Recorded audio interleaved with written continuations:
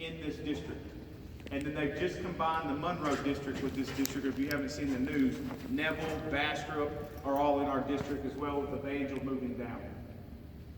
So this is by far, of any classification, the toughest district in the state of Louisiana. There is no down ones. Now we've been gone in because when they did that, getting on a side note, they made it a 10-team district, which would have prevented us from playing any non-district games. We went in and separated the district. And so we got put in on the Monroe side. So they split it up. We'll have our non-district games. I'll talk about that in a second. But we'll be in there with Neville, Bastrop, Minden, us, and Franklin Parish. And then the other side will be the Evangel, Northwood, Woodlawn, North DeSoto, and BT. We've just got to make it understood. Another thing is, we were talking about this. There's a tradition here of a senior skip day during the fair, and it always happens during football season. You look up as a parent, and I don't know any other way to be but transparent. That week was the North DeSoto week. If you're watching from the stands trying to figure out why is it number so-and-so that normally starts playing, those are kids who that skipped off and missed a day of practice. And we set them for a quarter. And that might seem harsh, but they knew the consequence. That's the thing. We have to teach our kids accountability. That you can make whatever decision you want to make, but there's a cost to do it. Injuries, we got to make sure that they understand that there's being tough and there's being not wise for your body. If they've got something that's hurting, we have a full-time athletic trainer that's here on Mondays and Wednesdays during the season. If she's not here, they've got to come tell her, they've got to come tell us. It's one thing to try to tough through something. The other thing is, we all know football players are tough and they can play with some pain, but there's a difference from being injured and hurt, and we don't want them doing anything to further damage their bodies. Behavior, that's a big thing for us. We're going to be in and out of the classroom. We track their grades. We kind of use an old school method of, I'm going to get you out of that class and I'm going to bear crawl you. I'm going to do push-ups. We're going to do something that gets if you've got this energy to talk and act up in class, the easiest way I know to fix that is get the energy gone.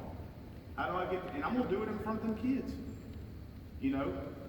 We want guys that being on the football team and doing what your coach says is more important than what people think about you. And those are things that we're moving forward with. Part of that, and all this information is located here, is, like I said, when they do not meet our expectations, we also want to understand that kids are kids. You got to give them room to be kids. But we have that, what we call, when the extra punishment work isn't working, it's not changing the behavior, then we're going to set up to what we call a 3-strike policy. One, the first time I'm going to call you and communicate with you, and I'm going to document that. The next time we're going to have a parent conference, and we're going to sit down and we're going to sign an expectation lead that says that the next time we have to do something like this, it's dismissal from the team. At the end of the day, guys, this is an extracurricular activity. The most important thing is their behavior and performance in that classroom. Because I cannot do anything for your student athlete if they don't have a qualifying ACT score. The other thing that they need to understand is for them to get recruited, honestly, C's aren't helping them.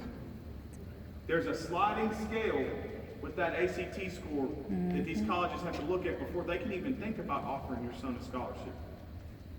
So they reward good grades. Do you know what the ACT score is for a 2.0?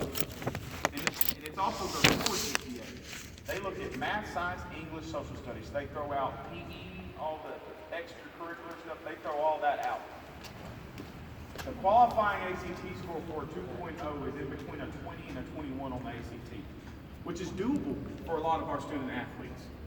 But to show you the benefit of a sliding scale, do you know what that drops down to if they have a B average of a 3.0? It drops all the way down to almost a 14. And if they're an A student, it would be even lower. why make that path to college athletically hard when you can walk a smoother road by taking care of your business in the classroom? So encouraging C's are not helping them. B's and A's, B's and A's, B's and A's. Because there's a lot of guys that we have in the senior class right now that aren't getting recruited, not because Coach Dennis isn't doing his job, because their ACT score is not where it needs to be. And there's nothing I can do with that. They've got to get their ACT scores up. Or they've got to make better grades so that their ACT score qualifies them with a higher GPA. Any severe violation, son gets, God forbid, your son gets arrested, your son, something really bad happens, those are incidents that can be immediate dismissal. This next part, we kind of mentioned some of this, fundraising. Guys, we do not have a budget from the parish. We have, the only money we have to spend on your children is made at the gates of the games and fundraising. Once again, I don't talk a lot about the previous staff. I wasn't here, so I don't know what went on. I was brought in to try to fix it, and that's what we're working to do. I'm the 5th head coach in 7 years here. Guys, that is an incredible amount of turnover. You know, like I said, I'm transparent, but you see what you get with me. There will not be a program built here without first being some consistency. It takes time to build a football program, and we have got to build some consistency. But little things in the fact that the kids were having to pay for their pregame meals. You know, that shouldn't be happening. You know, we pay for their pregame meals, but it's about $500 a week to feed this team. We feed the JV team on Monday. We spend about $700 to $800 a week feeding your kids because that's what we should do.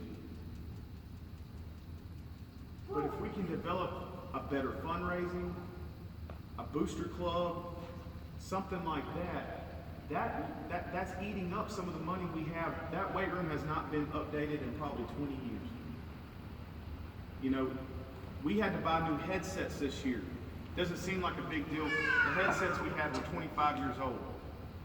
This stuff's expensive. These headsets were $8,000 because we had to buy the top of the line ones because we play in a college stadium. When you really think about it, Independence Stadium compared to a high school stadium, just the distance of the press box to the sideline. So what we're going to do is right now, and that's the whole point of this, is to communicate with y'all, to try to let y'all know more. We're going to have a chicken dinner sale when we get back. That's a small thing we can do. I'm looking at doing like a GoFundMe type fundraiser as well, where we get emails from y'all, and people can donate, and we make a percentage of what they donate. And I just got to make sure that one, with all that stuff, nowadays, all that stuff, that's got to go through our accounting department and make sure that it's okay. But here's what we did this summer, and we're probably going to continue to do it. The discount cards that we did. We asked every kid to sell 10. What I'm going to try to make sure y'all understand is, I don't like charging fees. I don't like a kid having to tell a kid, well, you can't play if you can't pay this money. I just don't think that's the point of extracurricular activities. But at the same time, we're not getting the money from the parish. So we asked them to sell 10 cards. The cards cost $20. We make 50% profit on that. So if they didn't sell, if they sold 10 cards, we would have made $100 profit. They would have collected $200, but we made $100 profit. What we told them is, if we didn't sell 10 cards, that turns into a football field. We're going to have to do that again with these chicken plate tickets. We're going to have to ask them to sell 10 tickets at $10 a piece, where we'll probably make $6 or $7 off of that. And if they can't sell 10, if they sell 5, then they just owe 5. But I think if we communicate with y'all better, it won't just be your son selling it, it'll be y'all helping us to sell as well. And that's kind of as far as our expectations go with that. Do we have any questions about this before I move on to the next thing? And please feel free to ask if you have a question about the practice, attendance policy, discipline policy, any of that. Guys, I can promise you with the discipline and all that, our last goal is to not have your child on the scene. That is not something we want. But we also need to understand this. We're building a successful culture here. We're building a winning attitude here. If they cannot get behind that, our program is not where we can deal with kids that are negative. It's great athletes as they are. If they cannot push this thing in the right direction, the right way under the expectations that we have, then maybe there's another place they need to be. I'm going to kind of move into what we're doing for off-season right now, because I think there's been some confusion on that as well. So, I honestly feel like what we're doing with off-season, we actually have some of the players in here. I think with what we're doing, I honestly feel like you'd have to pay somebody to get the kind of workout that these kids are getting right now. Once again, I sat there and I looked at, we were a young football team last year, and we're going to be a young team again. I think, I was talking, I see a couple of my senior parents in here. Guys, we're only going to have about 12 seniors next year. But that's more of what we started with when I got here. There was only 10, got Tommy Lepete's parents here. He'll tell you, there was only about 10 or 12 freshmen in that original class 4 years ago. We've kept all the kids that were in that class. Jalen Harris is another senior parent. We've kept all the kids in that class. There's just 10 or 12 of them. The last 2 years, my first freshman class had 25 kids in it, and this one had 30. We're just getting more kids to come here and more to come out for football. But what we're doing right now, when I sat there and looked at the season, looked at myself, one thing I said, I need to do a better job of communicating with the parents. This is the first step. All right? I said, we need to get bigger and stronger. We have a 45-minute PE class. Bossier Parish has 90. They're on block schedule. So Benton, all those schools are playing in Bossier. North Dakota, 90 minutes. That might not seem like much, but they're getting twice the workout our kids are getting. And then we're lining up and having to compete against that. So we decided, what can we do to that? We're going to keep them for 45 minutes after school. We're going to keep them to 4:30 every day so that we have enough time. Right now, they have a 2 rotation workout. Monday, Wednesday, Friday, they're in the weight room during 7. They come in the gym or this hallway. They have a flexibility track workout. And then they switch and come in here and have a speed agility workout. Okay? The biggest thing I want to communicate about that is if your child plays a second sport or has an activity after school that they participate in, we encourage that. I firmly believe you have one opportunity in your life to compete in athletics because you love to compete, and that is high school. Because after high school, you have to be good enough at it to do it. Their second sport takes precedence over this 45-minute workout. They need to come in and do what we're doing during 7th hour if they don't have a game. Like, I'll give you some examples. Today, we got Telly Gay's parent here. He's a wrestler. Telly didn't dress out during 7th period today because he's got a wrestling match. He's at a wrestling match right now. If they have a basketball game, we send them down to the gym. The stuff that I think we're getting confused on is we are holding our kids' feet to the fire than the fact of if they're a basketball player and they don't have a game and they don't have practice that day, why not get a workout in? Why go home and sit on the couch? Or if they're a baseball player and they don't have practice that day. If they have practice, they should be reporting immediately down there to that practice. And I wanted you to hear coming from my mouth, nothing is going to be held against any kid that plays a second sport for not being at that after-school workout. We are not deciding playing time off of attendance of that extra workout. But I would be lying to you if I told you that the kids that are here consistently for that extra workout, they're going to be bigger, faster, and stronger in May. And that competition just has to settle that out. Because the other side of that is there are some guys that are blessed with God-given athletic ability that honestly would never have to work out and would still be the best kid one of the best kids on the team. But I ask those kids, do you want to be an all-district player or do you want to be an all-American? Because somewhere out there, there's somebody as big as you, strong as you, fast as you. Whoever works out harder, when y'all meet, that's going to be the person that wins. And so I feel like that was another thing that we need to understand. We are not forcing these kids to be here, but we are saying, okay, why can't you be here? Okay, you've got baseball, you've got wrestling, you've got track, you've got whatever. Go to those things. You've got debate club after school. You've got choir. Go to those things. Those second, we're not in season right now. Those things take precedent over this extra workout. But if you don't have that, today track practice got canceled. All of our track athletes immediately came into the weight room and got it because on Tuesdays and Thursdays, the softball team's in the weight room during 7th, so we do our flexibility speed stuff during the period, and they do the workout afterwards. I've got some baseball players that have an extra PE class. Well, on Tuesdays and Thursdays, those baseball players, they come get their Tuesday, Thursday weight workout that they miss after school. They get it during 5th period. Those are the things that we're trying to push these kids is there's a way for you to get everything done you want to get done and still participate in everything you want to participate in. It just takes communication among the coaches. It takes communication among the parents and the kids. So, do we have any questions on that? We're Monday through Thursday. We will practice. The only time, and I don't have a way. We have one thing that I work really hard is we have buses that take them home.